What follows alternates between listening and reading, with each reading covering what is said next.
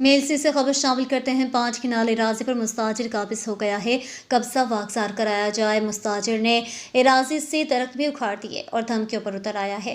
معزہ ملک واہن کے رہائشی Zarina be be زوجہ تاج محمد نے ایس ایچ او تھانہ کرم پور کو تحریری درخواست دیتے ہوئے موقف اپنایا ہے کہ معزہ دھلوں میں واقع کھیوٹ نمبر 241 5 کنال اراضی جو کہ میرے حقیقی بیٹوں شکیل اور دانش کے نام ہے، الزام علیہ محمد رمضان کو ٹھیکہ پر دے رکھی تھی۔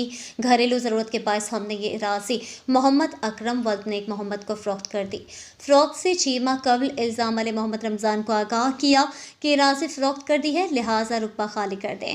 الزام علیہ اس بات پر مشتعل ہو گیا ہے، اراضی سے درختوں کو بھی کاٹ دیا ہے اور میرے شوہر کے ایک اسٹامپ پر بہلا پھسلا کر دستخط کروا کے 15 لاکھ کا مطالبہ کر رہا ہے اور دھمکیاں دے رہا ہے۔